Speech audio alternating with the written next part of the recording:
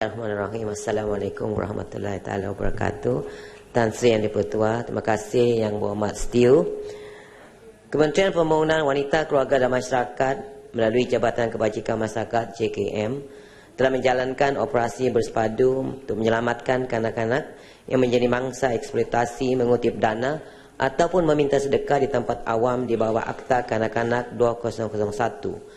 Dalam hal ini JKM bekerjasama dengan agensi penguasaan yang terdiri daripada Polis Diraja Malaysia, Jabatan Imigresen, Jabatan Pendaftaran Negara, pihak berkuasa tempatan, Jabatan Kemajuan Islam Malaysia JAKIM dan Jabatan Agama Negeri bagi membentras masalah ini.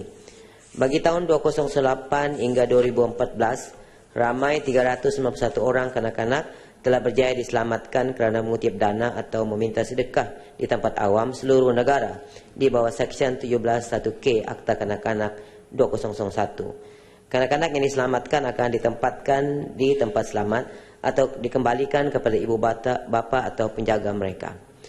Bagi ibu bapa atau penjaga kepada kanak-kanak yang diselamatkan, mereka dikehendaki menyempurnakan bond di bawah Peranggan 31A Akta Kanak-Kanak bagi memastikan mereka benar-benar melaksanakan tanggungjawab yang sewajarnya terhadap anak mereka. Terima kasih. Setiu. Terima kasih Tan Sri. Soalan saya kepada pihak kementerian, pihak menteri, kita lihat walaupun operasi bersepadu dijalankan, tapi saya rasa menteri tak jawab. Sertanya kekerapan berlaku, ya. Kekerapan operasi dibuat. Cuma dia kata ada melibatkan 391 orang antara 2008 hingga 2014. Tapi kekerapan tak diberitahu. Dan kita lihat kanak-kanak yang meminta derma dan juga minta sedekah ni terlalu ramai. Kalau kita pergi ke kedai makan, di stesen minyak, dan yang paling parah sekali di jalan-jalan raya, di dekat traffic light, di mereka lintas jalan, pergi ke kereta yang berhenti sementara traffic light merah. Maknanya benda ni tak seolah-olah macam tak ada pengawasan, kawalan dan sebagainya, pemantauan. Sebab kita selagi ada pemberi sedekah, selagi itu akan ada peminta sedekah. Dan kita sebenarnya ada peruntukan bawah Seksyen 32 yang memberi hukuman sebanyak RM5,000. Ya. Maknanya kalau berlaku kesalahan RM5,000 dan penjara tidak lebih daripada 2 tahun. Soalan saya, adakah tindakan telah diambil kepada mana-mana orang ataupun ibu bapa, termasuk ibu bapa yang membiarkan kanak-kanak ni minta sedekah dan juga meminta derma di tempat awam? Jadi kalau ada, berapa banyak yang telah didakwa di mahkamah dan sebagainya, dan keberkesanan dia, adakah juga pihak kementerian ingin menambah hukuman tu, tidak melebihi RM5,000, kadang-kadang mahkamah mungkin hanya mendenda sebanyak 200, 100 atau sebagainya, ya. Jadi adakah hukuman tu nak ditingkatkan lagi? Terima kasih Tan Sri. Terima kasih Yang Berhormat Setiu. Saya dalam jawapan tadi tidak menyebut tentang kekerapan disebabkan operasi bersepadu ini dijalankan mengikut keadaan di tempat masing-masing ataupun di negeri-negeri yang terlibat. Dan biasanya operasi akan dilaksanakan apabila ada laporan-laporan yang diterima oleh pihak kita dan juga pihak polis. Untuk menjawab keberkesanan ini, untuk memastikan operasi kita ini dapat berjalan dengan berkesan, maka kita mengadakan berbagai kerjasama dengan berbagai pihak. Seperti pertamanya kita menubuhkan satu task force yang melibatkan JAKIM dan juga Jabatan Agama Negeri, Jabatan Pelajaran, Imigresen dan lain-lain. di mana tujuannya ialah bagi memastikan kita dapat meminta kerjasama daripada, khususnya daripada pihak kerajaan negeri melalui jabatan agama mereka untuk mengeluarkan larangan kepada kanak-kanak sekolah agama dan anak yatim untuk mengutip derma dan membuat jualan amal antara lainnya, dan juga untuk penyelarasan dalam mekanisme memungut derma. Dan sekiranya dia melibatkan sekolah-sekolah, maka pihak Jabatan Pelajaran mestilah terlibat, sama ada boleh membenarkan ke tidak kutipan derma ini dibuat, dan sekiranya kutipan derma dibenarkan, maka ibu bapa yang dipertanggungjawabkan untuk menjalankan kutipan tersebut. Selain itu, kita juga bekerjasama dengan projek Lebuh Raya Utara Selatan Plus Berad.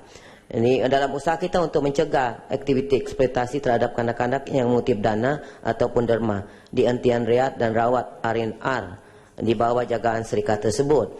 Di sini pihak Plus telah bersetuju untuk membantu JKM untuk menyelamatkan kanak-kanak dengan mengasingkan mereka yang berkenaan sementara menunggu ketibaan pelindung dari pegawai Jabatan Kebajikan Masyarakat yang diwartakan.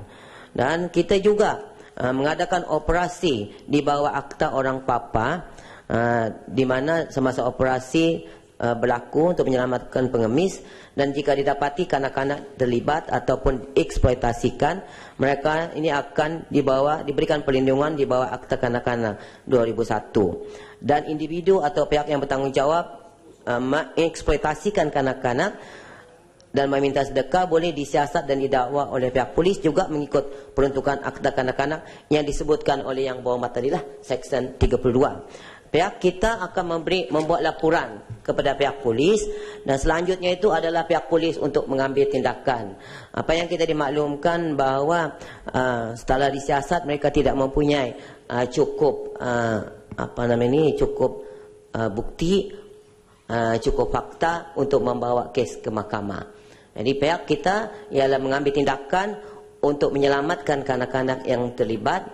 Setelah itu kita sama ada kita simpan ataupun kita tempatkan di rumah pelindungan kita, atau kita kembalikan kepada ibu bapa mereka di mana mereka akan mengikat bond, dan seterusnya itu adalah terpulang kepada pihak polis untuk mengambil tindakan selanjutnya, dan setelah dibawa kepada mahkamah, okoslah untuk dijatuhkan hukuman. Saya ingin maklumkan hasil daripada kerjasama ini, maka itulah kita lihat daripada tahun ke tahun kanak-kanak yang dapat kita selamatkan ini nampaknya meningkat. Ini adalah hasil daripada kerjasama semua pihak ini. Ya, misalnya pada 2014 kita telah dapat menyelamatkan 85 orang kanak-kanak. Tapi kita lihat sekarang Yang Berhormat dan untuk makluman Dewan Yang Mulia ini, bahawa pihak yang terlibat ini mereka sudah pandai, mereka mengubah strategi. Karena kita akan gunakan Akta Kanak-kanak untuk menyelamatkan kanak-kanak ini dan mengambil tindakan kepada mereka di bawah Akta Kanak-kanak. Jadi mereka telah ubah strategi, mereka ini nampaknya lebih ke depan lah daripada kita. Dengan sekarang ini mereka tidak lagi menggunakan kanak-kanak. Mereka sudah menggunakan orang muda pula, yang lebih 18 tahun ke atas. Jadi bila kita cek, tengok kad pengenalan dia, dia sudah 18 tahun ke atas, maka tindakan tidak boleh diambil di bawah Akta Kanak-kanak. Dan mereka juga menggunakan orang tua-tua pula. Jadi oleh kerana itu Akta Kanak-kanak tidak boleh digunakan. Seperti saya sebutkan tadi, kita juga telah membuat laporan polis, dan kita berharaplah pihak polis akan mengambil tindakan. Dalam masa yang sama, kita juga meminta kerjasama daripada semua pihak, siapa saja ahli-ahli masyarakat yang dapat melihat perkara ini berlaku, ada kanak-kanak yang terlibat sama ada di tempat makan, di restoran dan sebagainya, tolonglah segera melaporkan kepada pihak kita supaya tindakan dapat kita lakukan dengan segera. Terima kasih. Terima kasih Tan Sri Yang di-Pertua. Saya tertarik dengan apa yang dikatakan oleh Yang Berhormat Timbalan Menteri tadi berkenaan dengan kerjasama pelbagai pihak untuk membenteras aktiviti ini.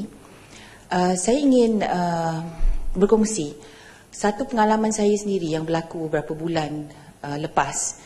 Berlaku di Kuala Lumpur dan berlaku di satu restoran Apabila datang seorang kanak-kanak berumur lebih kurang 6-7 tahun meminta daripada setiap meja, meminta sedekah, dia seorang.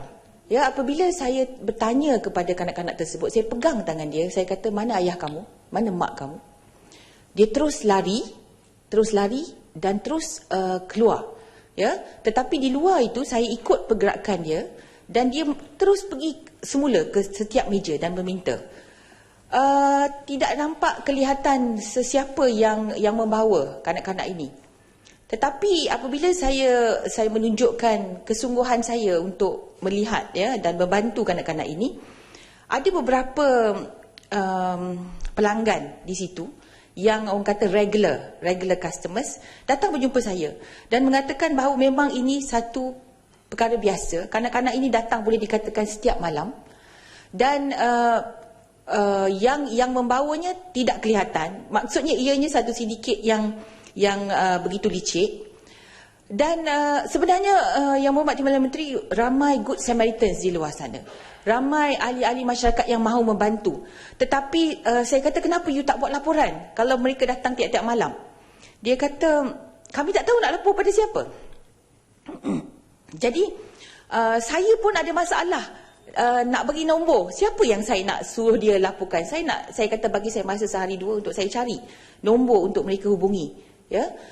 Saya terpaksa cari dengan NGO dan sebagainya untuk dapatkan siapa yang perlu dikontak, bagaimana nak kontak. Kalau JKM, bagaimana nak kontak?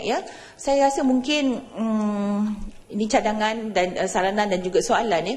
Boleh tak kalau pihak JKM, pihak kementerian buatkan kempen ataupun numbers yang senang untuk dihubungi di tempat-tempat yang mereka selalu berada, supaya Good Samaritan, civil society boleh mainkan peranan. Saya lihat di luar sana ramai yang mahu membantu. Ada yang terus hubungi saya pakai mesej, dapat dah nombor. Jadi saya mohon penjelasan pihak kementerian. Terima kasih. Yang Berhormat Kuantan, satu kongsian yang amat baik sekali. Dan kalau boleh nanti selepas ni Yang Berhormat Kuantan boleh maklumkan kepada saya di mana tempat tu, restoran mana di Kuala Lumpur ni, supaya mungkin kita akan hantar orang kita untuk menengok dan cuba membentras perkara ini. Memang untuk makluman Yang Berhormat, dalam kerjasama yang saya sebutkan tadi itu saya tidak baca semua, tapi kita juga ada dalam kerjasama ini kita juga melakukan publicity dan kempen kesedaran agar masyarakat kita tidak mudah, pertamanya untuk memberikan sumbangan kepada pihak-pihak yang tidak dikenali.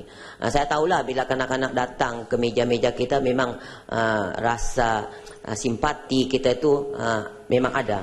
Tetapi kita perlu juga sedar, mengetahui bahawa kemungkinan ada sindiket. Saya kata kemungkinan, kerana setakat ini nampaknya masih belum dapat dibuktikan lah. Tapi kemungkinan itu ada, maka mungkin itulah yang perlu kita beri kesedaran kepada orang ramai masyarakat kita, supaya tidak mudah memberikan sumbangan kepada pihak yang mereka tidak kenali. Apatah lagi kalau dia dah mula berjalan daripada meja ke meja. Walau macam mana pun kita ucapkan terima kasih kepada semua masyarakat kita, the Good Samaritans, yang sentiasa mau bekerjasama dan membantu mereka yang memerlukan. Sebenarnya kita ada talian yang sudah selalu kita maklumkan dalam di website kita pun ada, di dalam Dewan Yang Mulia ini pun kita selalu memberitahu 15999. Itu talian kita yang boleh terus dibuat laporan supaya tindakan segera dapat diambil. Sungguhnya sebenarnya melalui talian inilah juga kita dapat mengadakan operasi-operasi kita yang bersepadu ini, kerana kita dapat maklumat daripada orang ramai. Dan untuk itu saya bagi pihak kementerian dan kerajaan mengucapkan banyak terima kasih kepada semua pihak yang selalu membantu kita dalam kita mengatasi masalah seperti ini. Dan saya ingin memberikan jaminan kepada semua pihak di sini bahawa usaha ini akan kita teruskan secara bersepadu, dan kita berharap juga pihak-pihak NGOs akan bersama-sama dengan kita, begitu juga pihak-pihak individu, untuk sama-sama kita dalam usaha yang baik ini, insya-Allah. Sekian, terima kasih.